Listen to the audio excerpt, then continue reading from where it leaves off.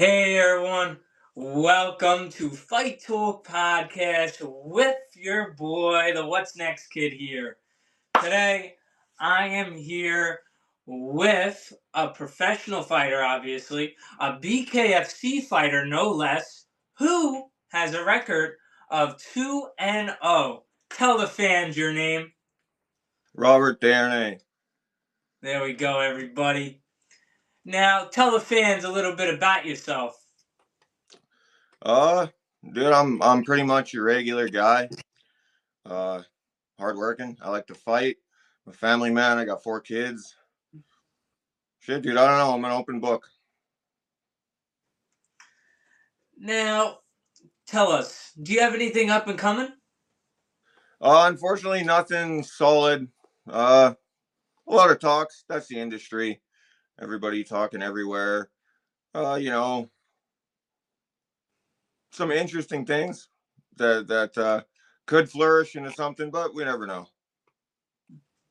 Well, listen, is there anybody on your mind that you're thinking about that you want to fight? I the company at BKFC, they asked me that at the start of last year, and like I've always said the same thing to them. I don't think about anybody. I got no names in mind. Uh, I know Kai Stewart holds the belt, so that's a name I've asked for. But again, it's only to me. It's about the money in the venue, the show. I don't really care about the other guy in the ring. It could be whoever. I don't care. I've always said yes. The names never mattered. They know that. So it doesn't matter who's in front of you, you'll fight anybody, right? Yeah, not at all. As long as it's in my weight class. Obviously, I'm not trying to fight a heavyweight. But yeah, if you weigh in at 145 and you want to fight, then it don't matter who you are. You know, if they send the contract, they want to book it, then I'm game.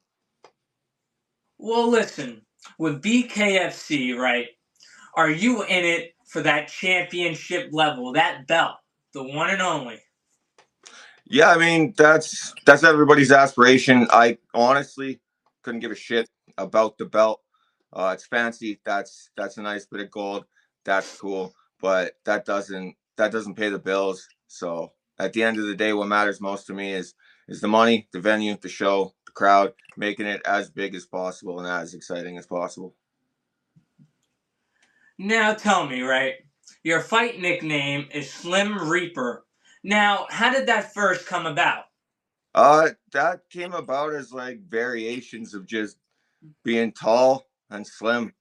So I mean, Slim just kind of turned into Slim Reaper over time, and I never wanted to use a ring name, um, but everybody's like, you got to use it. Everyone has one. Just use it. It'll be good. People like it. So, uh, fuck, why not? And yeah, it just is. Now, how did you first get into combat sports?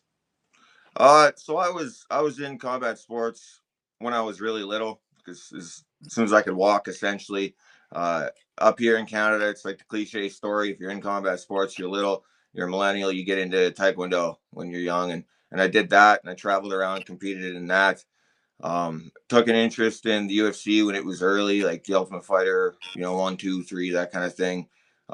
Just started doing like grappling and boxing, kind of like in the backyards and I thought, hey, I'd want to fight in the UFC when it was growing in popularity. Kind of like took my focus of what I wanted to do. But I always like when I was a little boy, I dreamt of being a boxer. Like I watched Roy Jones Jr. just endlessly, all his highlight clips and everything on YouTube. I dreamt of like just being in that moment, that ring, that kind of crowd and everything. And then yeah, just like one day on YouTube back in like 2017 or 2018.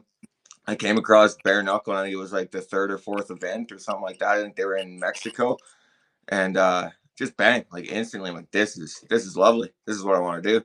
And I hit up the president of the company, David Feldman, at the time, and we had some back and forth over the years, and then eventually led to getting down to Kansas City on an invite from the matchmaker, kind of like on a week's notice too.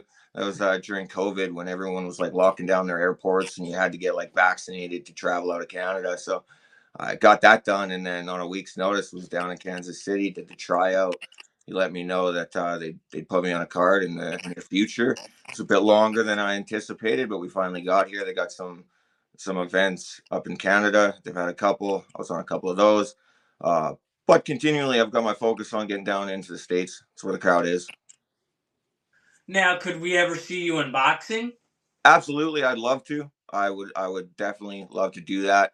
I've had my sights set on a few different organizations. We've had some back and forth, and some discussions. They're open. I'm open to it. Just when the right thing lines up. Well, listen, um, my brother, right? He's very known in boxing.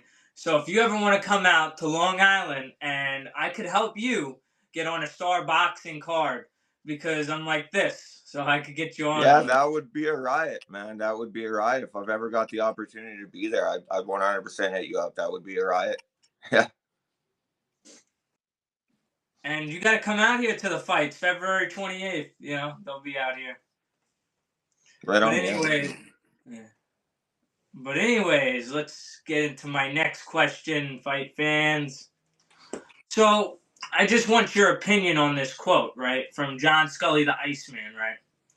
The wait in the dressing room before a professional boxing match.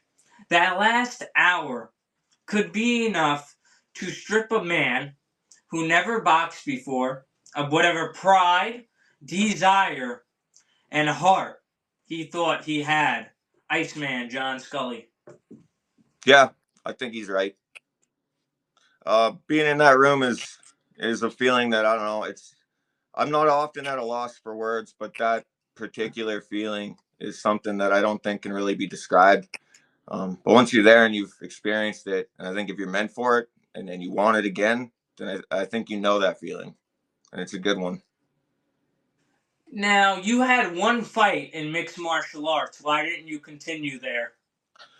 Like I said, when I was a little boy and UFC was big, like the Ultimate Fighter 1, 2, 3, 4 with like Chris Lieben and all that. Like I wanted to, um, uh, but once BKFC was around, like even in its early stages, and I had some back and forth with Mr. Feldman, that's all I wanted to do, 100%.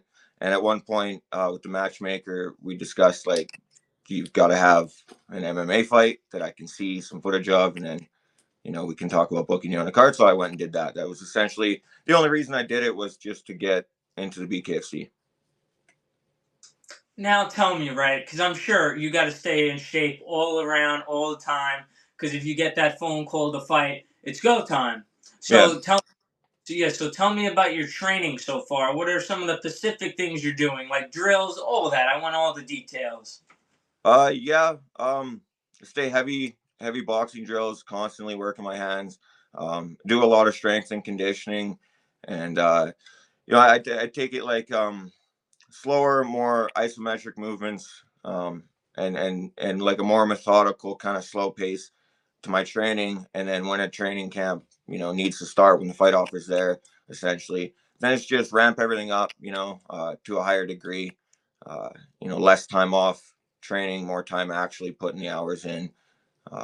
And then it's all about making sure I'm not eating cheesecake all the time. Now walk me through what you eat throughout the day. Yeah, when I'm not training for a fight specifically, I'll eat anything and everything all the time. I balloon up a bit more than I should, maybe, and step on a scale a bit heavier than I should, but I love to eat, dude. Anything, everywhere, all the time. I'm snacking on something. Well, tell me, how's your diet when you're fighting? Like, you got a fight coming up from, like, say, a month now, and you got a diet. Yeah, it's essentially like I follow different plans, like because just making the weight is a large part of it, right? Like my diet's already healthy. Like it's not what I eat, like a lot of healthy foods, fruits, vegetables, whole meats, everything like that, right? So when it comes time to actually cut weight for fighting, one of the first things I do actually is intermittent fasting. So I basically cut out breakfast, maybe even lunch, or take something light lunch, all liquids until around like 1 or 2. um, and that's like my first initial phase, especially if the fight's on a short notice, let's say a couple weeks or month, and that's bang on the first thing I'm doing. I would probably even stretch it later into the day, maybe have one meal a day. But the weight cut's a big part of it. So it's just about taking what I eat and minimizing it into essentially nothing. Well, what motivates you through all this training? Uh, if I could put that into words definitively, I would love to. I know a lot of different factors go into it on the surface level. I've got kids I want to provide for. I got, you know, things in my life I want to do, places I want to go, and things I want to see. But it's just the drive. I've always wanted to fight. Ever since I was a little kid, I wanted to fight and entertain. It's just always been there. I don't need a particular motivation once the fight starts, like the fight camp starts. I'm at a point in my life for sure where I know a lot of people in the industry are treated, in a way that maybe they shouldn't be and aren't getting the opportunities they should. So the excitement has to be there for me. Like it's got to be something exciting. Like I'm not after any names. Um, the guy who holds the belt is there because that's the tip top. When you're there, that's the bigger shows and the bigger names and things like that. Like the more excitement, right? I want to put on an exciting show for people. So the motivation before the fight is signed or before anything like that just has to be, is it going to be exciting for the audience? Is it like going to be worth it? Is it going to be a good show people are going to want to spend their money on, right? But then once it's time to sign the contract and go, there's no motivation. It's time to put my head down and do the work. It's all just kind of almost to a robotic stage at that point. And to all sports, there is a business side, and the business side is very brutal and nasty. Yeah, yeah, it is. Unfortunately, that's how it is, and I think it's it's it's also it's a piece of the entertainment industry too, as much as it's a sport. So, you could be the best athlete and maybe not even get the opportunities at all. Yeah, it's all about the right moment, the right people, the right time, I think. Now, I looked at your Instagram, right? And that's pretty cool. Oscar De La Hoya follows you. Yeah, yeah, yeah. I thought that was pretty neat as well. So tell me, right? What is something you're like amazing at and something you're just plain flat terrible at? Bad at math, and I'm good at spelling. I mean, fighting wise. Fighting wise, uh, shit, I don't know, man. I think we've all got faults. We got things we're good at, things we're bad at. I don't think we necessarily want to tell people things we're bad at. But I've got areas that could use improvement more so than others. I think my cardio is something that remains one of my best points, and I think I hit a lot harder than people think until they're in there and they feel it. Have you ever gotten to a street fight before? Yeah, yeah, yeah. That's hopefully completely in the past, though. Years in the past now. I would like to think. How many did you get into? A couple here and there. A couple that didn't go my way. Uh, but that's I think that's a part of growing up, kind of as a little bit of a delinquent. Now, when you get right to the championship level, what would be a step for you that would be next? What would be on your mind when you get to that belt?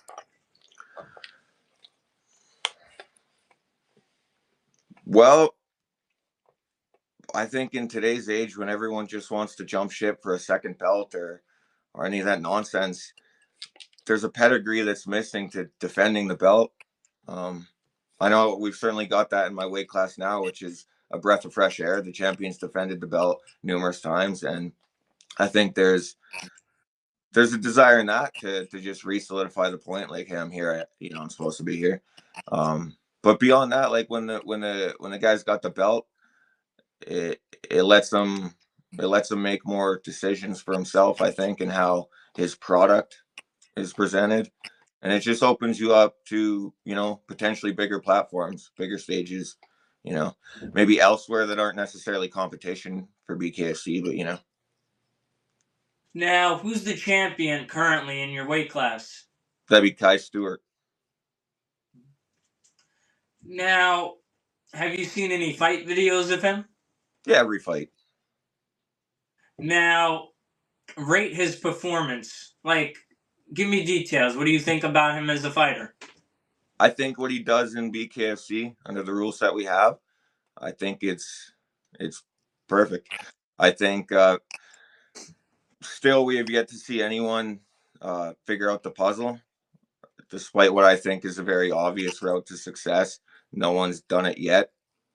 So for the time being, he's going to keep doing that. But I think he's beatable. And do you want to be that guy that beat him? Sure, why the hell not? Come on, you got to sound more into it. You got to be like, It's knock him all out. about it's all about what the company wants to do, right? I mean, at the end of the day, I don't think as fighters we have as much. Everyone wants to say who do you want to fight, and there's all this bad blood and back and forth. But I think the audience would be surprised to find out how much of that's manufactured. And if it's manufactured and it's not genuine, then I'm not passionately interested in, you know, beating his face in. But if the contract came there, then absolutely. Now, say when you're done with fighting, what kind of fighter do you want to be remembered as? Well, shit, that's a good question. Someone who's definitely been entertaining. Like I've always held true as the point to be here is like it's not cheap, man. When people buy tickets to show up these events, they're oftentimes taking time off work, traveling. It's a big investment, so I want that to be worth it. I want people to remember, like, you know, it was worth spending that paycheck to get there to watch that guy fight. Like, you know, I'm glad I did it, kind of thing. To me, Well, it's that's all all. about the show. The show at the end of the day, because it's entertainment and it's an entertainment industry, and we're just at, you know, I think there's athletes, there's fighters. I think sometimes there's both, but we're all entertainers once we're in there, and everybody there wants it to be the most entertaining and wants it to be the biggest thing that night, you know, and if you can contribute to that, you can make part of that a success. Then I think that's the biggest drive. Well, for my last question, right? Because you dealt with losses in the past, and now you're 2-0 in BKFC. So, how did those losses teach you like a lesson? Because obviously they taught you a big lesson. Because now you're 2-0. Yeah, the biggest takeaway I could take from that loss in MMA at the time was just honestly situational awareness. Um, there's factors like the clock, you know, where your corner is, where their corner is, who's saying what, that when you do it for the very first time, you don't think about. And afterwards, you get moments to replay all of that. So just taking that moment and, you know, seeing it in hindsight and what I should have prioritized over things that I did. And moving forward, that's just been what I do. Well, that's all the questions I have for you today. Is there any sponsors you want to shout out? Anybody at all? Your coaching team? Yeah, as always, Azteca Style, streetwear, Third Coast T-shirts, Guard Lab, uh, Legacy MMA. Brad Hakey's he's the head coach over there. He's been in my corner twice now in the BKFC. Uh, yeah, and of course the fans. Anybody that tunes in to watch, anybody that wants to see me win or see me get knocked out, I'm glad you're watching. All right, everyone. And today's podcast was sponsored by Montauk Iced Tea. Everybody, right here. Make sure you get some of your own. Have you ever had any Montauk Iced I've Tea? not. I've not. Maybe they'll send me a bottle, send me a case. Amazon and eBay. There we are. All right. I'll see you, man. It was good talking to you. Thank you very much. Take care. See ya.